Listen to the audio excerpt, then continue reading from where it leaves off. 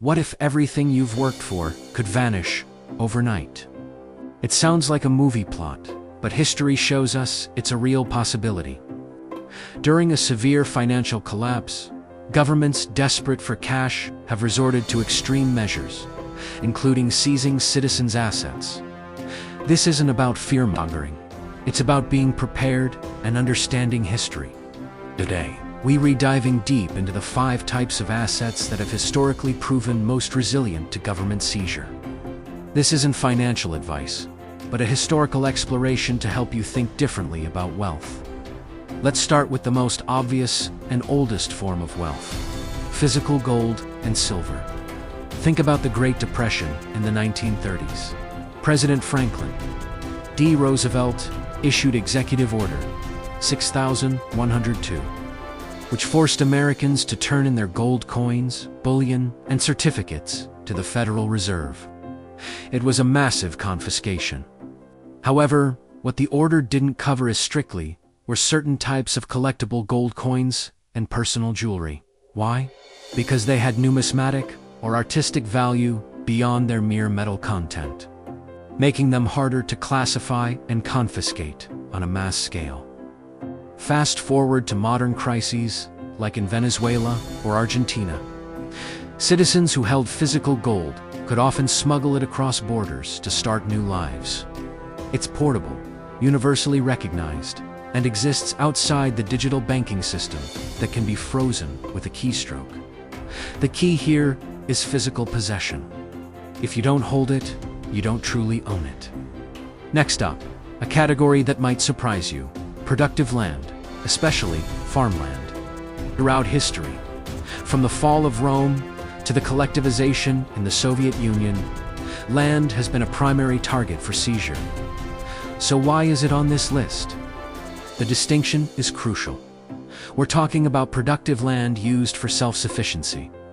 A large, undeveloped plot owned by an absentee landlord is an easy target for taxes or expropriation. But a small family farm that feeds its owners and the local community, that's a different story. In times of chaos, food becomes the ultimate currency. A government trying to maintain order is less likely to seize a functioning farm that is producing essential goods. During the collapse of Zimbabwe, those with small-scale productive farms were often better off than city dwellers, with millions in a worthless currency. The land provided food security and a means of barter. It represents tangible, life-sustaining value that can't be easily erased. The third asset class is perhaps the most important one you can own: your own skills and knowledge. This is the one asset that is absolutely impossible to seize. Think about the aftermath of World War II. Many of Europe's brightest minds, doctors, engineers, scientists fled their devastated homelands with nothing but the clothes on their backs. They arrived in countries like the United States or Australia with no money, no connections, but with invaluable expertise. Their knowledge allowed them to rebuild their lives, find employment, and create new wealth from scratch. A surgeon can perform surgery anywhere in the world. A skilled mechanic can fix engines. A coder can write software. In a world where physical and financial assets can be taken, your intellectual capital is yours alone. Investing in your education, learning a trade, and developing practical skills is the ultimate form of wealth insurance. It's completely portable, in demand, and can never be confiscated. Now for our fourth asset: high value, portable collectibles. This is a fascinating category that includes things like rare art, high-end watches, gemstones, and rare stamps. What do they have in common? They pack a massive amount of value into a small, easily transportable package. During the Cuban Revolution, many wealthy Cubans who fled the Castro regime managed to escape with diamonds or valuable paintings, which they later sold to start over. Unlike a bank account, which can be frozen instantly, or real estate, which is immovable, a rare Rolex or a handful of diamonds can be slipped into a pocket. Of course, this requires specialized knowledge. You need to know what you're buying, and have a way to verify its authenticity. But for those who do, these items have served as a form of discreet, portable wealth for centuries, crossing borders and surviving regimes when paper money failed. It's about having value that isn't tied to a specific country's financial system. Finally, we arrive at our fifth and most modern asset: decentralized cryptocurrencies like Bitcoin. Now, this is a controversial one, and it's important to be clear. I'm not talking about holding crypto on a centralized exchange, which can be frozen or regulated, just like a bank account. I'm talking about self-custody, holding your private keys in a hardware wallet that only you can access. Consider the 2013 banking crisis in Cyprus. The government imposed a bail-in, taking a significant percentage of deposits from anyone with over 100,000 euros in the bank. Overnight, people's life savings were decimated.